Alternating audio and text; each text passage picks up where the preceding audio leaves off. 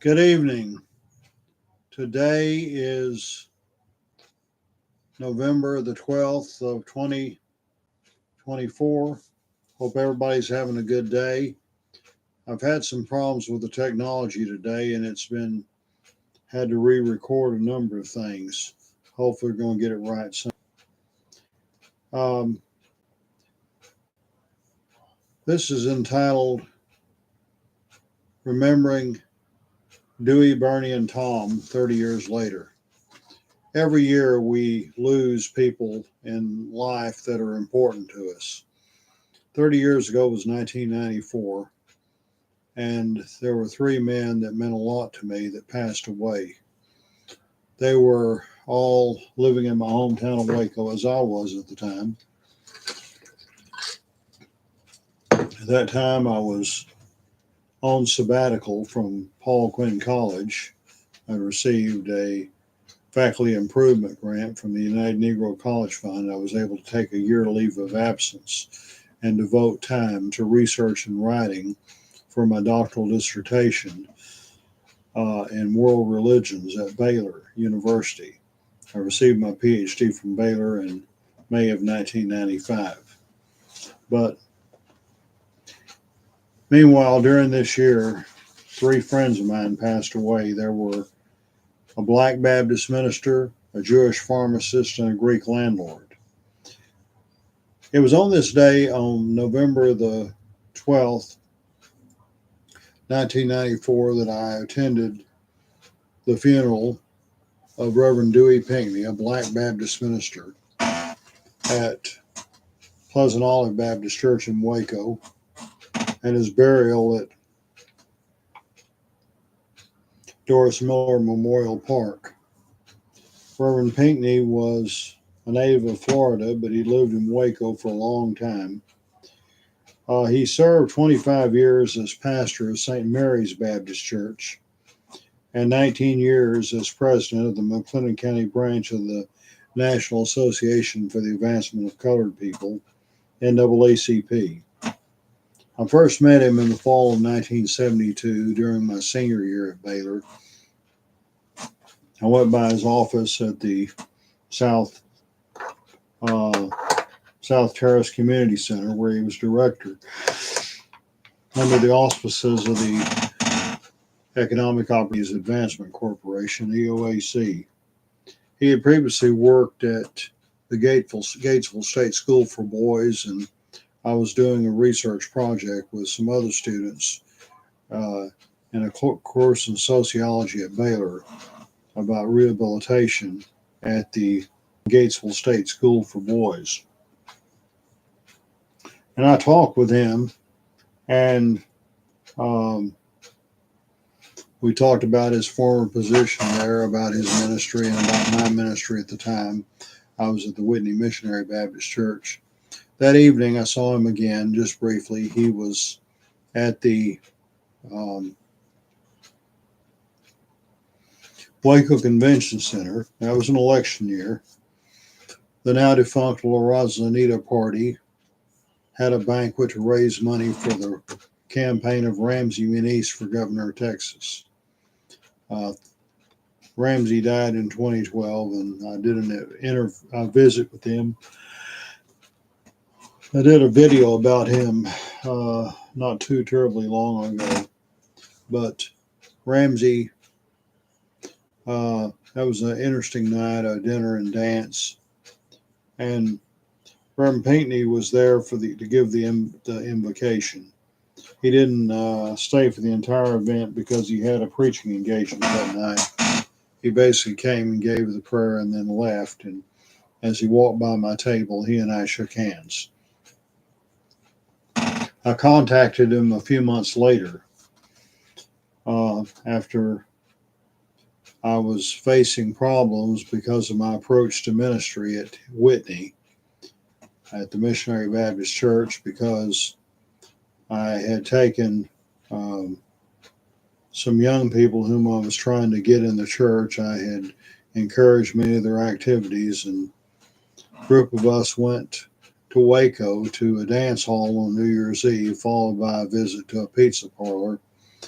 And I had been trying to reach the young people, and my what I considered a progressive approach was not welcome by the fundamentalist congregation I was pastoring. On January 14th, I was voted out. When I contacted Reverend Whitney, he had never heard of it before, he said, but the word was that the real reason I was being voted out was because my friend Doug Miller, an African American, had visited our church and I was trying to promote church integration. And he had said some people at the Waco VA hospital had known about that. And we had different contacts, and I went out, attended one meeting at the South Terrace Neighborhood Center of the NAACP, and my case was presented to them. And the eventually, after graduating from Baylor in May of 1973, spent the summer in Pulaski, Virginia, selling Bibles for a Southwestern company out of Nashville, Tennessee. I returned to Waco that fall, and I got a I became a graduate assistant in church state studies at Baylor, working on my master's degree. I was rooming with Baylor freshman Mike Contreras Jr., who became a lifelong friend. And but I met during that semester. I During the spring semester, they had a candidates forum at Baylor with the city council, and a man I'd met at the meeting in the NAACP was Bernie Schifrin, a Jewish pharmacist, and he was running for city council. And I met him a second time at the Baylor Union building when they had this candidates forum. And I said, Bernie, you remember me? We were at the NAACP meeting recently. Oh, yes, he said, you're the heretic who believed blacks could be Christians. And he said, we don't have any trouble like that at the synagogue.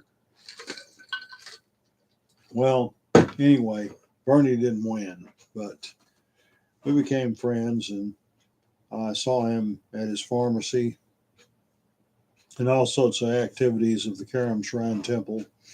He'd been a member there for some time. He was a member of J.H. Gurley Lodge and later also the Scottish Rite Bodies of Waco and Karam Temple. I think he was in part of the Karam Clowns at one time. I became a Shriner that fall in Karam Temple. And Reverend Pinckney was a Freemason as well. He was uh, a member of a lodge in Waco. It was not of the Grand Lodge of Texas nor the Prince Hall Grand Lodge of Texas, but of the Turner jurisdiction of Houston. And he was the Shriner in Ancient Temple number 1. At that time, there were 3 shrine temples in Waco. Karam Shrine, of which both Bernie and I were members. Ancient Temple from the Turner jurisdiction of Houston, and Ali Temple, number 93 of the St. Joseph Grand Lodge of Austin. Ancient and Ali have demised since then, and there is now a Prince Hall Temple in Waco, which didn't exist at that time. But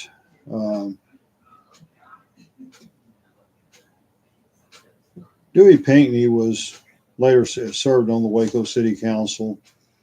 He worked for EOAC as a neighborhood center director. He later drove a truck for Lipsitz, the junk company. And for years, he fought tirelessly to improve living conditions in no man's land, an unincorporated area between Waco and Belle Meade, now known as Lincoln Park. Portions of the city were annexed by each of the area. Portions of the area were annexed by both cities. And the church and community are part of his legacy. He died on November 6th of 1994. That was a Sunday. The next day, my wife called me from Hillcrest Hospital where she worked to inform me and said that apparently Sister Vashti Pinckney, his wife, had been in the emergency room following his death, and she wanted to know about it. I went over and visited with and had prayer with Sister Pinckney. Then I went to Baylor Library, and when I was leaving, I had parked over by Second Baptist, which was then adjacent to the Baylor campus. The pastor at the time was Reverend Eric Hooker. He drove by and stopped and spoke to me. My first question was, "Did you hear Reverend Pinckney died?" And he said, "Oh, yes, he had heard about it." And I commented, "He was a good fellow." Reverend Hooker said, "Oh, yeah." And I said, "He had his critics, but we all do." He said, "Oh, yes, we all have our critics." And we talked about the good work he had done with the NAACP and in the community, as well as his ministry. And I told him I'd been by and visited with Sister Pinckney, and he said, "Now that you mention it, I think I'll go by there." I'm sure she appreciated both visits. But anyway, Reverend Hooker and I talked, and it was at that same the many of the candidates formed at Baylor. The issue of what's to be done about no man's land came up, and Bernie Schifrin was open to the idea of Waco helping that area. He, by the way, was born March 3rd, 1929. He died July 6, 1994. And he didn't get elected to city council.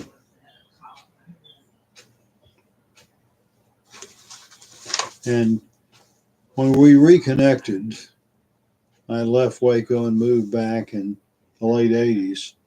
He was working at Safeway store as a pharmacist. And we were reminiscing. He said, when I ran for city council in 1973, I said, we ought to do something about no man's land. I was 15 years ahead of my time. And I ran into, late that summer, I ran into a Jewish attorney named Alvin Edelman, who informed me that Dewey, that Bernie Schifrin had passed away. I later met his wife, Wanda, and his daughter, Lisa, both of whom are still living.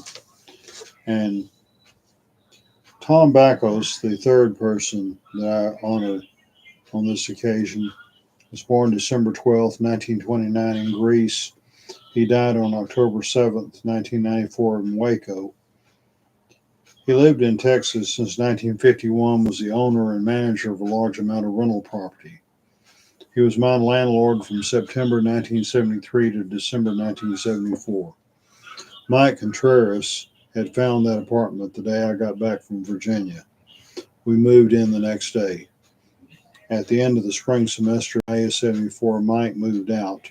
I remained there until December 74 when I moved to Teague. And anyway, when I moved back to Waco in 1988, I reconnected with a lot of people, including Tom Bakos. Always found him a very likable person with a great sense of humor. I saw him in community and occasionally had the joy of worshiping with him at St. Nicholas Greek Orthodox Church, where he was a longtime member. And the Tom provided me a physical home at the same time that Dewey provided me a spiritual home. So you see these three friends, a Black Baptist minister, a Jewish pharmacist, and a Greek landlord. All died within a few months of each other. They were very special people. Mike Contreras died in 2016, and I can imagine him in his mansion in heaven to knock on the door. It's Tom Backos. Say, I came to collect my rent. And anyway, we had they had a memorial service at the Greek St. Nicholas Greek Orthodox Church before his body was returned to Greece for burial. And that year I made memorial contributions to St. Mary's Baptist Church in memory of Dewey Pinckney, to St. Nicholas Orthodox Church in memory of Tom Backos, and to the Shriners Children's Hospitals in memory of Bernie Schifrin. I thank God I knew all three of them. They contributed so much to Waco, each in his own way. Each was a new, unique individual, and each gave so much. And they are sorely missed. Rest in peace, dear brothers. Hope to see you again someday. In that house not made with hands, eternal in the heavens. Have a good evening.